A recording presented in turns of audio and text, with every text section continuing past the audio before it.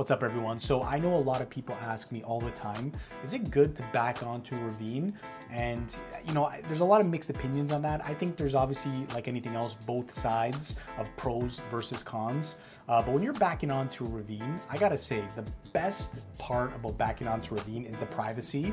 You don't have to worry about facing anyone. And I know a lot of people, they don't like to have a house directly behind them for noise factor and things like that, but it's such a bonus to have trees, ravines, things like that, that when you go out in your backyard, that's all you see. To me, it's absolutely amazing. And that's personally what I would target. For my forever home, I would like to target a house that backs onto a ravine for that reason. Not to mention, it's very beautiful from your windows in your backyard to see nothing but ravine and trees. But I'm gonna talk to you guys a little bit about the negatives. And I do think there's 3 negatives that you guys have to keep in mind when you're buying a property that backs onto a ravine. So number 1, the biggest negative that I think you're gonna get is the wildlife. You're gonna get a lot of these raccoons, these possums, these foxes, coyotes. If you have a pet, you gotta be careful when you have a home that backs onto a ravine, because of the fact that you never know what type of animals are gonna be there at certain times. You can't just let your dog out to go to the washroom in your backyard, because you never know what type of animals are gonna be back there, and let alone a lot of mosquitoes are gonna be in your backyard because you face that ravine. So keep that in mind. Not a lot of people know that, but wildlife, mosquitoes, things like that, that's definitely playing a big part.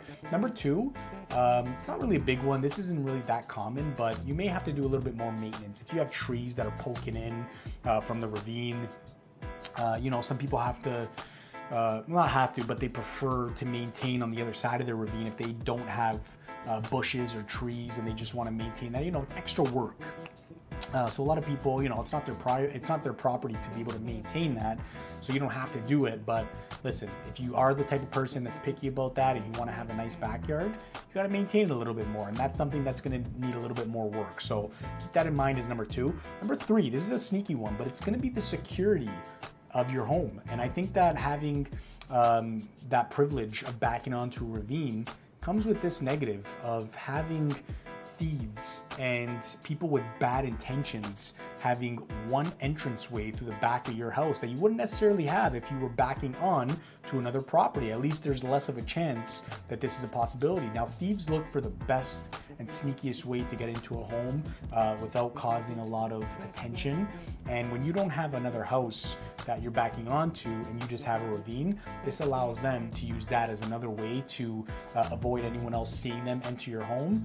And it can obviously cause an issue, and a lot of things that people want to avoid when they're buying a nice property in a nice area is they want to avoid any potential issues with these type of things, any break-ins or just any threats to their family. This is something that I think a lot of people in Vaughan are really struggling with these days, with all these crazy things happening with carjacking and obviously getting their cars taken from their driveway and break-in entries. Like, these are things that people want to avoid, and when your house backs onto a ravine, it's not that easy to avoid these things. And again, it leaves the opportunity for these people to have that as something that is another reason to target these type of homes. So keep that in mind. Those are my top 3 negatives, but not to mention, I love these type of homes. Me personally, I'm a real estate agent, but I target these type of homes if I had to look for my forever home. So take that with a grain of salt for the negatives, but never lose sight of that, because that is real about the negatives. So if you guys have any questions, or you guys would like to talk about a little bit more about what I spoke about today, let me know.